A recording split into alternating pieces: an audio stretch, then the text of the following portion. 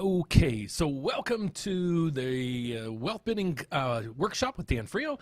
Let me just advise you guys what I do for a living. I'm actually a mortgage advisor. So a lot of people that follow my channel, they follow me because of that. But I get a lot of comments from people. They're just like, they just don't understand, how interest rates work, how the bond market works, how also stocks and equities work and things like that. So I started doing what we call Stock Talk not too long ago.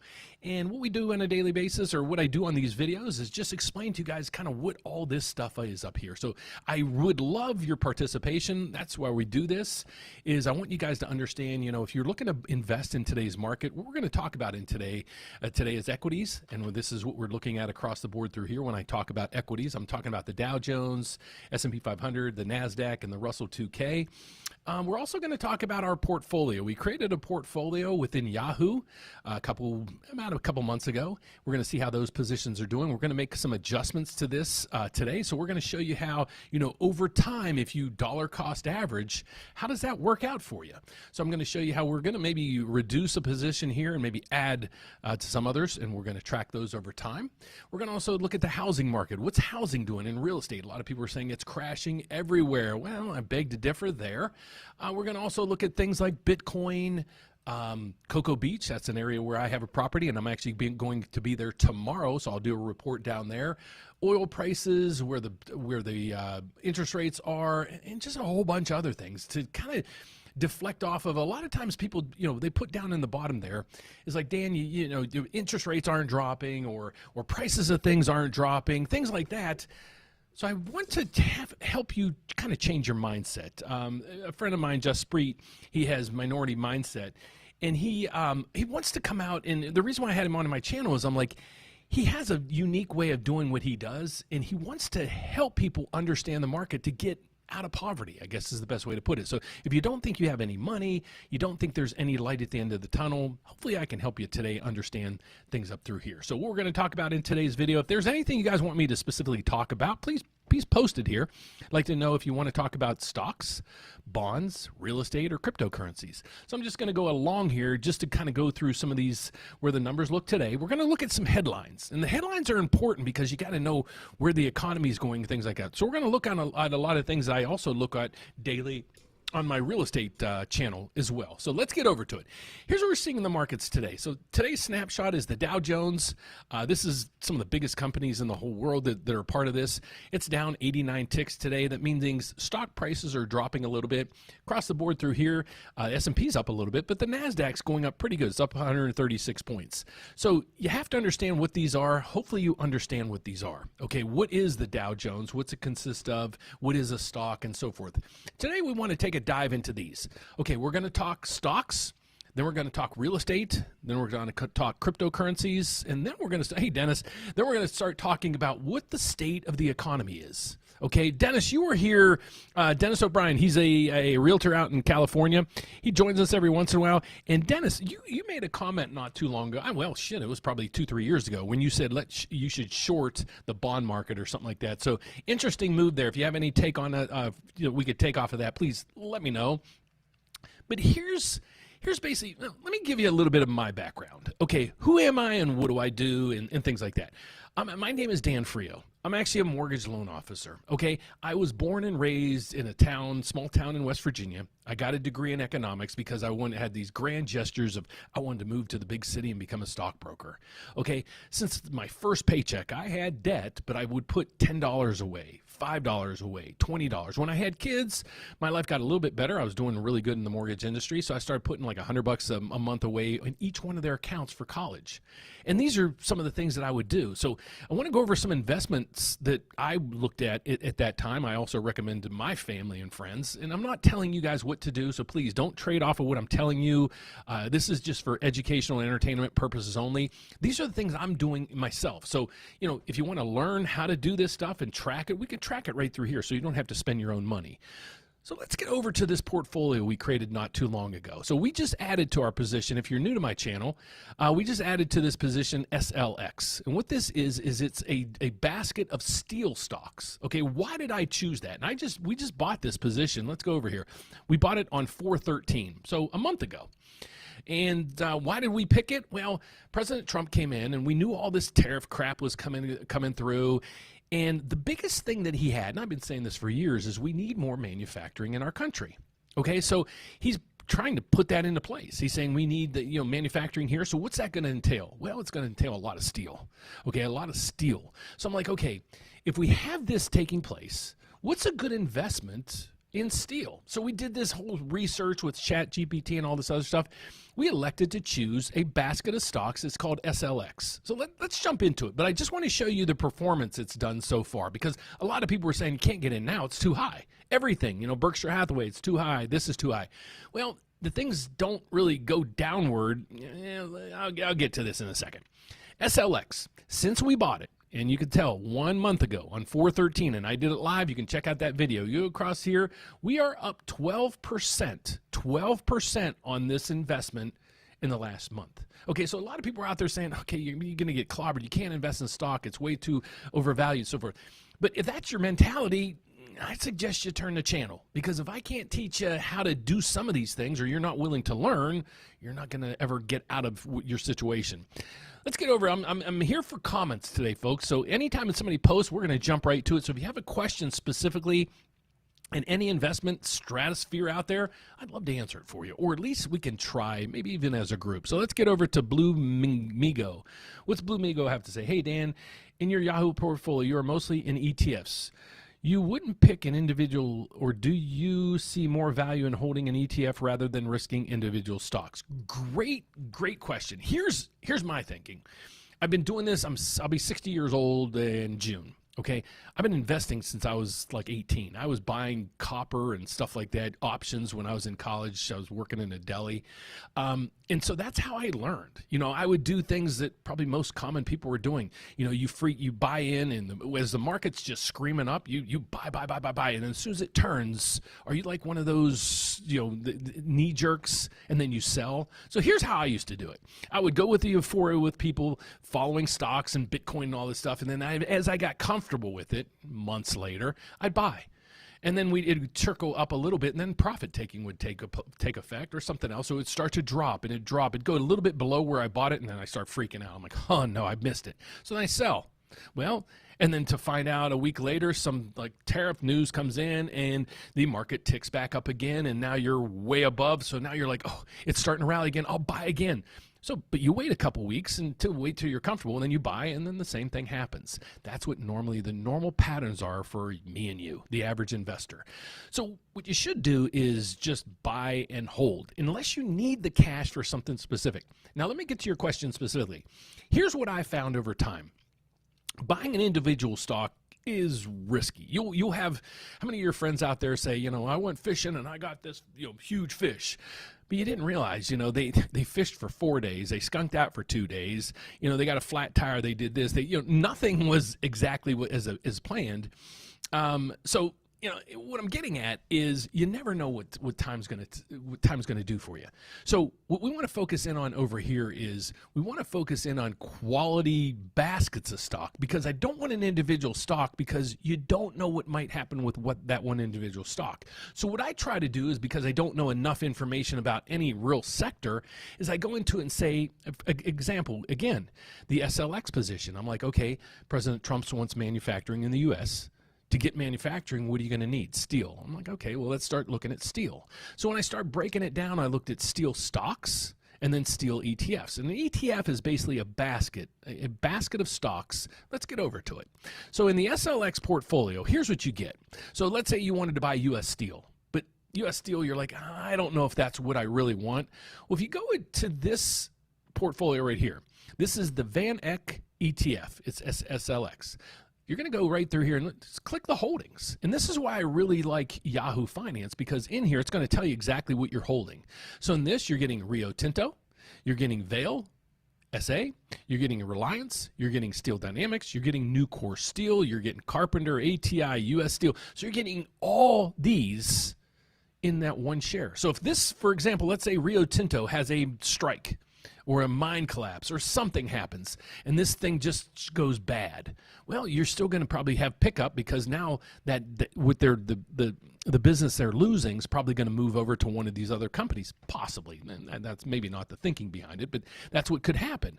So then you might pick up value in one of these other areas. I find it very difficult to find that one stock unless you pick the Apple and the Googles. These are all the ones that everybody, I bought Google years ago and made bazillions. Yeah, but how many other stocks like those fish stories did you buy and you lost because you did exactly what I told you? Is most likely you sold when it's high and you're buying, you're selling at the wrong times to do that. So that's that piece of the puzzle. So we'll go back to our portfolio. And again, I greatly appreciate you guys being here. We're not talking real estate today. I want people to understand, this stuff and how to invest.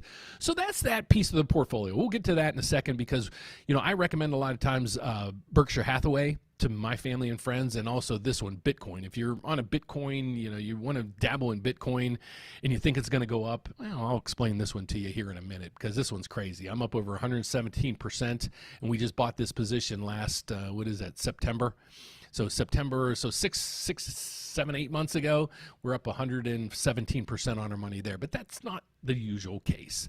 So now let's go over to homes, real estate. So a lot of people are still saying, okay, home prices are way too high. And you're still going to see people saying, the housing market's going to crash. Well, is it in really dire straits in certain areas? Yeah.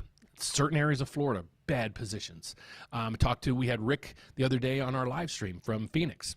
It's not a fantastic market out there. It's not crashing, but it's not a fantastic area. Austin, another area that's it's struggling a little bit. But on average, this is what you have. You have home prices up, say 4% a year. And this is from Zillow, I think it was, from last month. So they're up 4%. And you might be saying, 4%, that's it. That's the normal appreciation of houses. Okay, because if you got a house that appreciated like it did over COVID, 12, 15, 20, 30% a year, nobody would eventually be able to have a house anytime soon. Okay, so you'd be priced out of the market, by the time you're born. So you usually have price appreciation about 4 or 5% a year. But the good news behind this, let's start looking at some of the economics behind the country right now. How strong is our country to back up a housing market and a stock market and other things like, even like Bitcoin? Look at what Bitcoin's done. Bitcoin since just year to date is up 10.59%. Okay, we'll go 6 months, about 14% in the last 6 months. Okay, those returns can't keep sustaining themselves. So that's why you have to, I usually just jump in and just buy for the long haul, because if you look at this, again, if you said down here, when it hit 20,000, it was way too expensive and you didn't buy, well, it's at 100,000 now. So at what point do you dabble or you dip your toes in?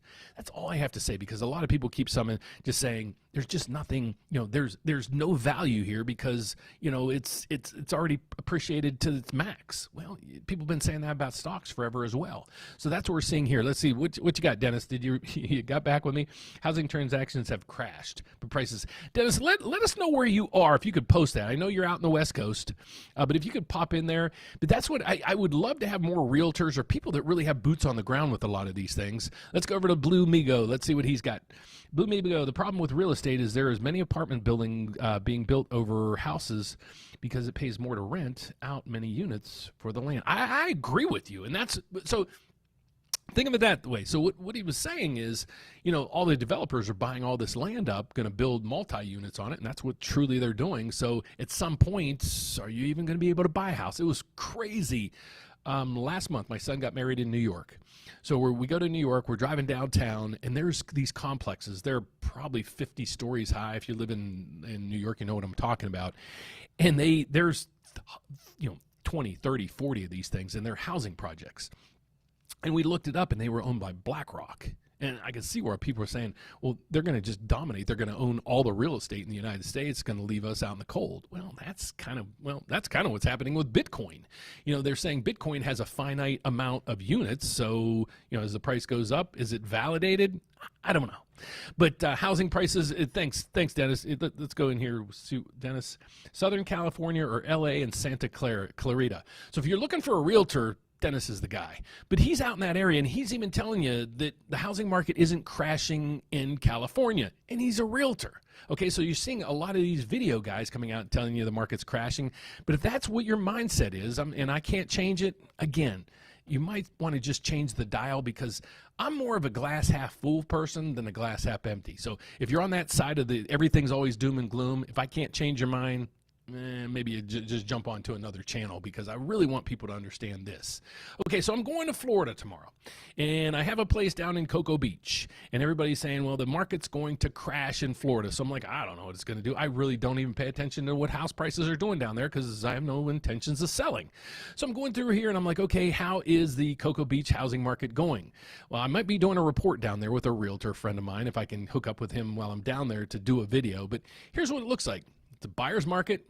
The house prices in the last 12 months are up 2.4%, and it gives you a whole bunch of data here. You can go to Rocket Mortgage, or whatever this is, and look at all these details, and you can see that, all the data. I won't go through it, but it provides you all the data. So what I always tell people to do is, if you're looking to buy that house, real estate, make sure you know what you're doing. I'm not here to sell you on a house. That's by far the last thing I'm trying to do.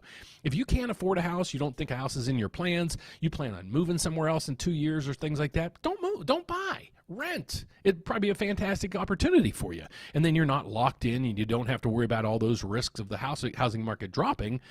But if you're looking for longevity, if you want to see, some wealth over time, let's get to it, because that was the name of what we called this channel. So let's get over to what I would do to build wealth in this economy. So the first thing I would do is start building on my portfolio.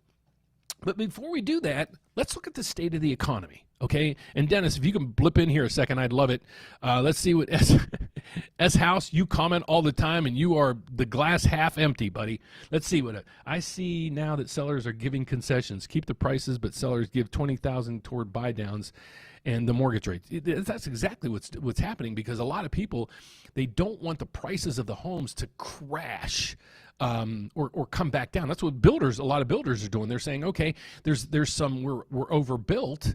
So what we're going to do now is, we don't want to give you concessions on the house price. We'll just pay all your closing costs and everything else, and that'll keep the house prices in that whole neighborhood up. So can't disagree with what they're doing there, but that is one thing behind the scenes. And then I didn't, S House, I didn't mean to bring you up again. Well, you did email me back about my comment on Berkshire Hathaway. I get it. But at some point, if you start investing little by little, even if the stock price goes down, you're going to buy more. You're not looking, it's basically putting money into a savings account and just forgetting about it over time. If you have the ability to do that, that's the best thing you could do. Not only if it's for your house, the same thing for your stock portfolio. Yeah, monitor it, but don't every day let the markets control what you do in your buying and selling. I can vouch for it, because I used to trade multiple times a day. When I talk multiples, I mean a lot. It just got to the point, it was like, this is crazy with the transaction fees and all this other stuff. Now I just buy and hold, and a couple positions, and you basically know the positions I'm in. I do have a portfolio fund for retirement, but that's in another separate account. But let's start going over to what the economy looks like, okay? So here's the first thing we're going to look at is unemployment, because people are starting to say, well, as soon as unemployment crashes or just skyrockets, the Fed's going to have to cut in rates, and that's what's going to start all this debacle. Well, here's where the unemployment rate is, and you can go back. This is back 20 years ago, and we've never really been as low as we are today. Okay, so that's the true unemployment rate, folks. Okay, here's where it was during COVID, and here's where it was. Okay, maybe it was about the same back right before COVID and back in the early 2000s, but right now, fairly looks like a healthy jobs market that we're seeing there. Now, the other piece of the equation is your income outpacing all the expenses you're getting? So we have inflation now at 2.5, let's say. I don't think it's 2. I don't think it's 3. And a lot of you guys are going to say it's 100%. But let's get over to, here's the wage growth over the term of, back since 2000, I think 2000. So this is how much people's wages have gone up. Now, this is from the Federal Reserve. So a lot of people might come back and say, well, Dan, these charts are BS. But folks, I got to use something, okay? So I'm going to use the Federal Reserve or the federal government's charts. Here's what wage growth is. You can see that through time. And then right through here, wage growth. Wage growth spiked huge in 2020, 2021. What happened during that time? You can even go through here. This is disposable income. How much disposable income people have throughout history, since the 1960s. You see how this chart moves up, up, up, and away. Then all of a sudden, bam, this happened. What is it? Well, let's go back to this. Look at that spike. It's crazy. Then it came all the way back and then went up. So people, this is COVID. This is COVID. And I had a lot of people during this time tell me that the markets were going to crash, everything was going to be terrible, the world's going to end. And I said, well, it's not going to. And inflation's going to be a big problem for us coming up in the next few years. And a lot of people just didn't believe me. And this is what happened. So during COVID, what people didn't understand, or what a lot of consumers didn't understand, if you owned a home, you most likely didn't have to make a mortgage payment for about 18 months. Okay, so if you take that out of your equation, and then during that same time, you didn't have to make a student loan payment for about 2 years. So just think of it, if you're a homeowner like myself, and I had a kid in school like myself, if I didn't have to make a mortgage payment or any of those college tuition payments, I would have no bills. A car payment, that's about it. So this is what happened. Okay, here's the charts. Okay, so this is what happened. This is what caused inflation, a huge piece of the inflation. We had way too much money.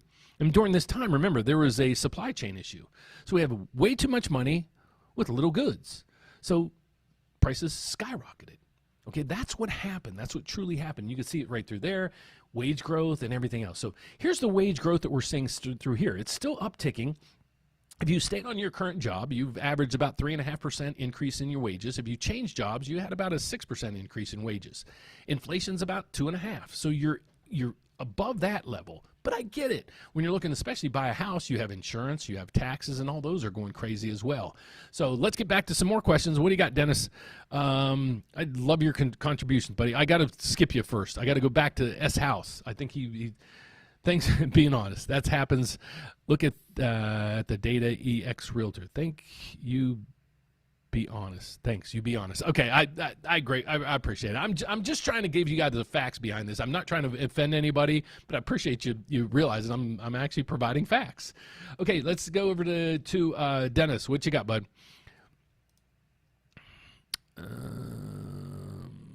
New home builders sometimes give concessions in the form of rate buy downs, but they keep the home prices at market levels. They don't want to drop. Exactly. He was kind of going through the exact same thing I was doing. If I missed any of your comments, folks, I truly apologize. Let's get to some of these questions that you have. Hello. What would be better for a mortgage rate to come down, a recession or the economy doing good? Great question. So a recession helps out quite a bit.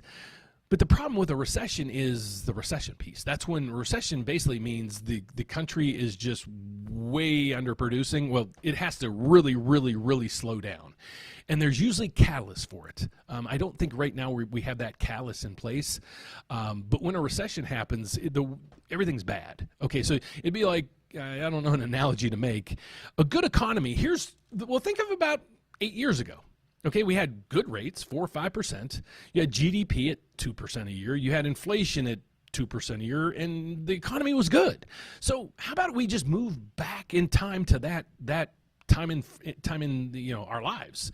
So the economy doesn't have to. The mainstream media makes it sound like we either have to be doing fantastic, like crazy good, or the world's got to be ending. Well, how about if we just meet in the middle? Everything just is okay.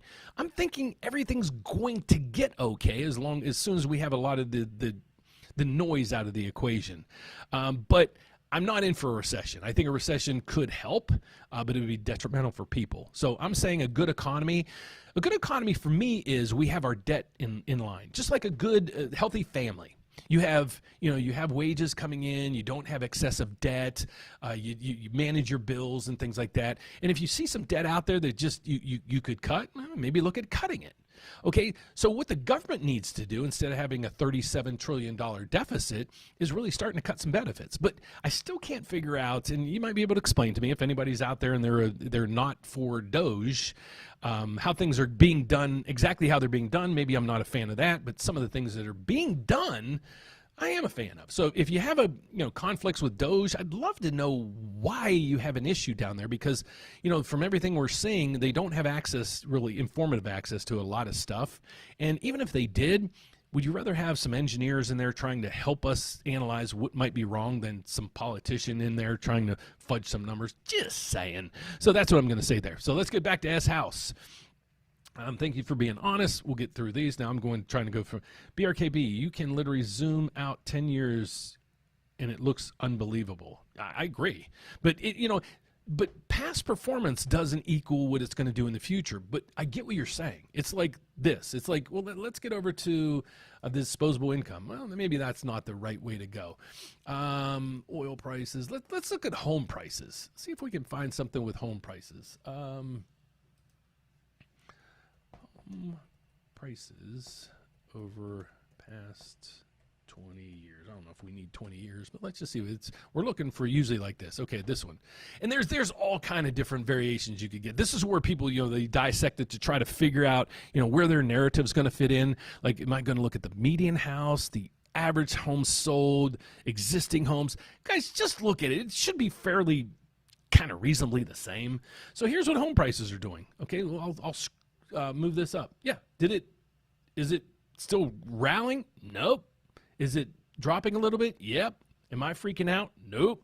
Was I wrong? Nope. Because I said the market was basically just going to be stagnant for the last 2-3 years. And, I'll say it from basically, let's say in 2022. I didn't think 23 and 24 we were going to really do anything, and we haven't.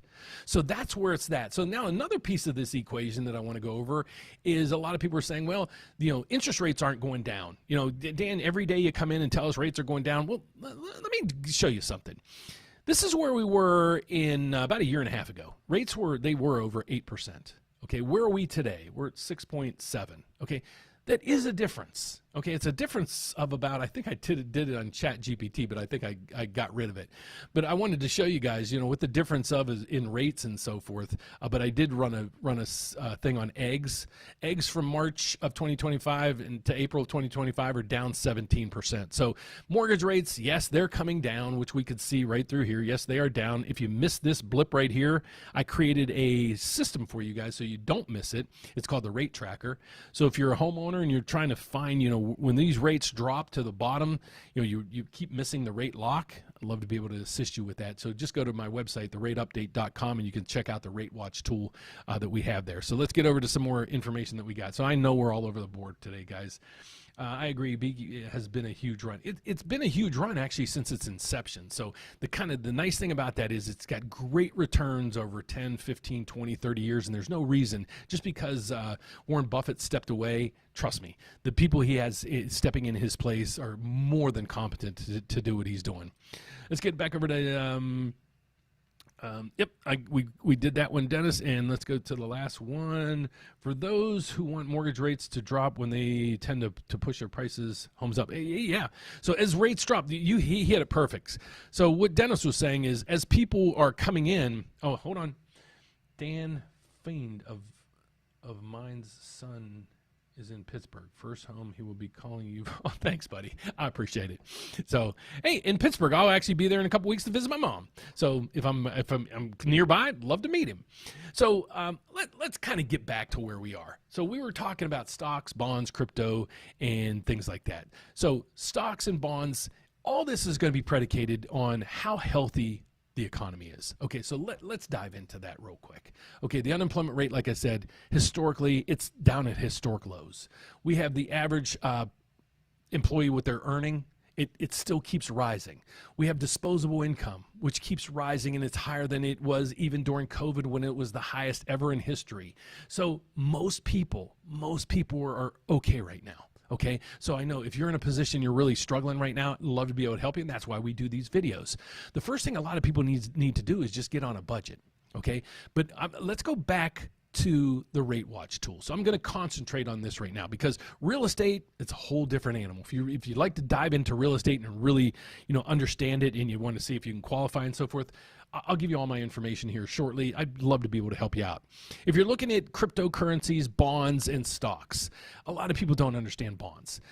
So if you're older or you just want steady returns in a portfolio that doesn't really move much, a bond portfolio is pretty darn good. And you can go to any, wherever you open up your stock account, there might be a simulator in there or an AI tool in there that you can give it your risks thresholds, and you can tell it how much risk you want and kind of what kind of returns you want. Okay, so that's that piece of it. When you start looking at cryptocurrencies, that's going to be the extra money you have, because I had somebody was on here last week and they're like, I put all my money into crypto and I was hoping to make a big gain to put on the down payment of my house. Thank God they got lucky, because last year, I forget when it was like December-ish or something like that, Bitcoin went from about $107 a coin to about 60 or 70, I want to say. So if you were invested at that time, you'd lost your ass. So that's not the most prudent way to invest your money if you're looking for just stability and wealth growth. Yeah, you could be a billionaire overnight, or you can lose everything overnight in those areas. So that's why I want to show you guys these different tools up through here. So the first person that came in says, Dan, looks like you like ETFs. Okay, again, what I want you to understand, what is an ETF? Why do I invest in ETFs? And why that's what I do when I'm with my extra money. Not saying that that's what you should do. If you have, credit cards at 30% interest rates, get them paid off, or work hard to do that. But what I'd suggest you do, just to get in the habit, set up an account, with whomever you're going to have your investments with, and just every paycheck, put like $50 and just have it drip into, a simulator that they have, just saying, wealth, I don't have much of a risk tolerance, but I do want good, a good appreciation. And just put $50 in there, or $25 in every paycheck, and just watch it grow. Okay, use the extra money to get all that debt paid down as soon as you can. So what we're going to do, like I said, over time, I'm going to show you this portfolio is doing pretty darn well. We just created it about 6 months ago. It's up 12%. Yeah, we have a huge gain rate through here in Bitcoin, but I want to show you something. We haven't added to this position. We haven't done anything to it. So what I want you to understand is why I say, $25 a paycheck is because you're going to keep buying every time you get paid, no matter what the price is. The stock market could be way up. It could be way down. But let's go in here. I don't like this utility stock right now. Okay, so we're going to get rid of this. So we have right now, we're going to get rid of this, and we have $50 to spend. So we're going to get rid of that. What else up here is $50? So I'm not going through this XLF. That's financials. It's doing pretty darn good. Okay, everything's down today. You can see that if we go over to the Dow Jones, I'm sure it's down. So we can see that these are down. So what I'm noticing is everything's down in our portfolio. NASDAQ's represented right here. So do we have anything in the NASDAQ? So we don't. Okay, so let's look at this. What do you guys think? We're going to do party participation. What segment of the economy do you think would be doing really well now that the China tariffs, let's say we settle with China, and the terms are pretty darn good, and a lot of settlements start to come in. What tech stocks or such would you suggest buying so we can look at it? We can actually do it live here. I like ChatGPT to do this. So Dennis, what do you got for us, buddy?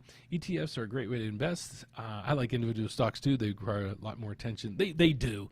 So Dennis and Blue Migo and S House and everybody we have online, what would you say would be a good thing in this market? What we're seeing right now, if you go to Yahoo Finance, one of the things we're seeing is the tech stocks, the Mag 7 starting to come back. It was deteriorating.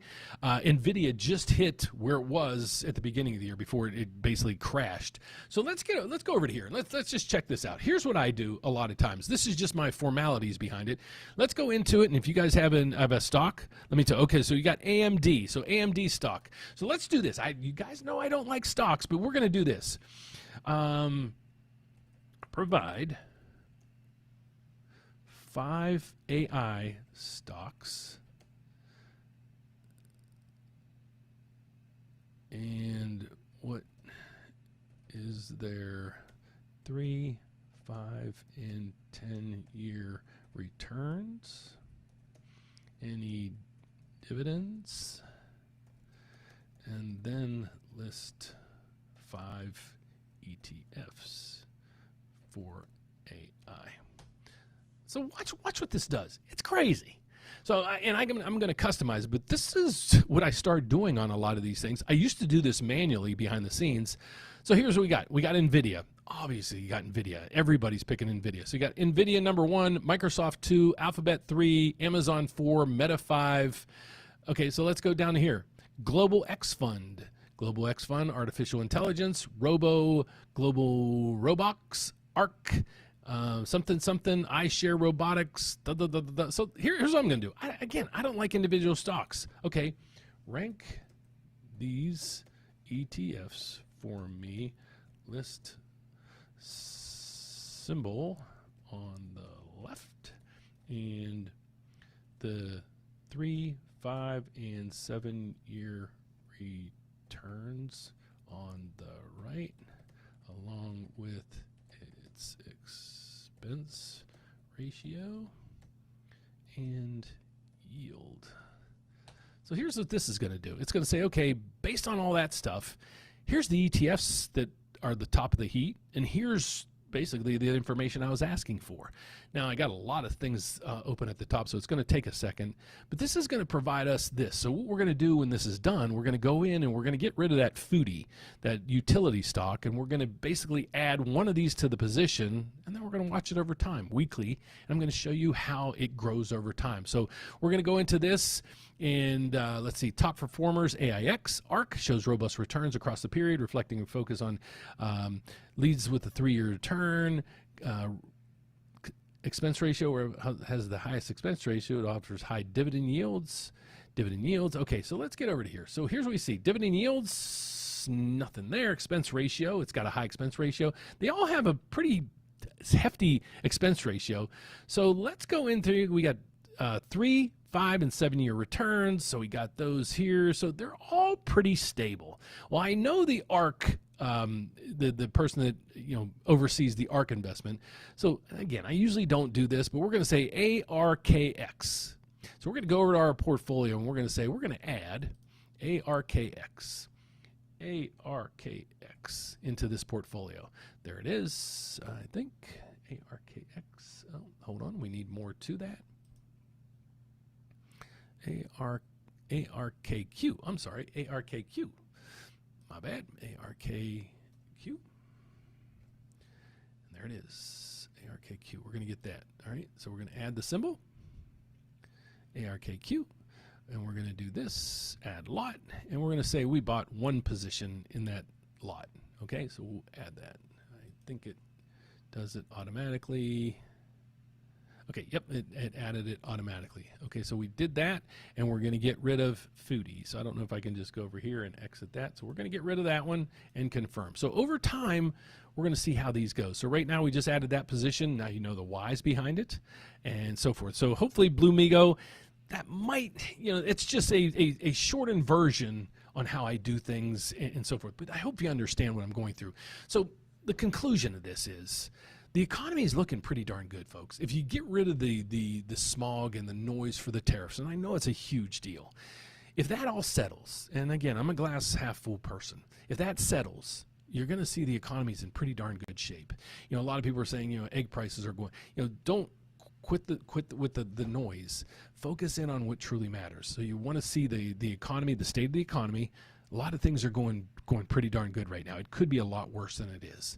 Okay, so watch your budgets. The budget is the biggest thing that you should be concerned about. So if you have the budget in mind, all I ask you to do is just trickle into these. Here's what we're going to do today. We're going to add one more position. Let's go to this. I don't know how to do this, but see if I can add one more. I'm going to add a lot, add it in, and we're going to add one position now. This is just going to show you how over time, adding to these positions, even when things are down, over time, it really works for you. It's called dollar cost averaging. So if you're in a position where you can't seem to get dig out of that hole, have faith. Okay, that's all I ask you. Do that. Try to set yourself up on a budget. Live realistically. Okay, and then start putting $10, $15, $20 aside each month. You'll get the euphoria. As you start seeing that grow, you're like, wow, if I can put money aside, I can really see how it grows. And I get it. It's tough out there, folks. I'm a dad. I got 3 kids, just had one married, got a lot of expenses myself, so I get it. But at some point, you have to pick yourself up by the bootstraps and just try to help yourself. And that's all I'm trying to do. Is I'm not trying to sell you on a home. I'm not trying to sell you to buy stocks. Basically, my whole goal here, and truly my whole goal here, is to educate and inform you guys what in the heck's going on. And the school systems aren't doing it for us, the colleges aren't doing it for us. And then I did bring up this, and it's probably going to tick off some people. I don't even know if I brought it up, but let me bring this up. There was an article. It was on CNBC or something. I should probably just shut my mouth, but I got to bring this up. These are some of the things that really drive me nuts. And if it comes up, it's meant for me to say, and if it doesn't come up, it's not for me to say. So let me bring it up here right now. So if you work at Starbucks, I apologize for my comment, but I can't find it on that. Starbucks, their union, employee union, they're going on strike. And the reason for the strike, it's not terrible working conditions. It's not, they have to, show up after hours and do certain things. They have to wear khakis and either a blue or black shirt. That's it. And the union doesn't like it, and the employees don't like it. So at some point, folks, maybe just, I don't know. I don't know how to even say what I'm looking to say, but at some point, these employers out there, maybe you don't like working at that place. Maybe the best thing is just to go to another spot. Maybe it's not the system. Maybe it's you. So when you're suing your company over, you don't want to wear khakis and a blue shirt, that's kind of tough. So I think you guys know where I'm going with that one. So that's it for today, folks. I greatly appreciate you guys following me. Hopefully you learned a lot today. I love participation, and I wish there was a little bit more participation in today, because my whole goal is to help you guys understand how the equity markets work, how the bond market works, how crypto markets work, and how to do your research. Just like buying a house, you got to do your research. Don't rely on me to tell you if you should buy a house or buy a stock or buy Bitcoin. It's up to you. I'll be more than happy to help coach you through this, but it's up to you to kind of pull yourself up through the bootstraps. I'm here to help in any way I can. If you'd love to subscribe, I hope you do, because if you're looking at real estate, hopefully I can be your person, because I've been in the real estate market for 37 years. So let me just tell you who I am and what I do. My name is Dan Frio. I'm actually a federally licensed mortgage loan officer. Yeah, that's what I do for a living. I work at a federal bank, and I'm a mortgage loan officer. Cool thing about that is, being a federal bank, I'm licensed in all 50 states as well as Puerto Rico.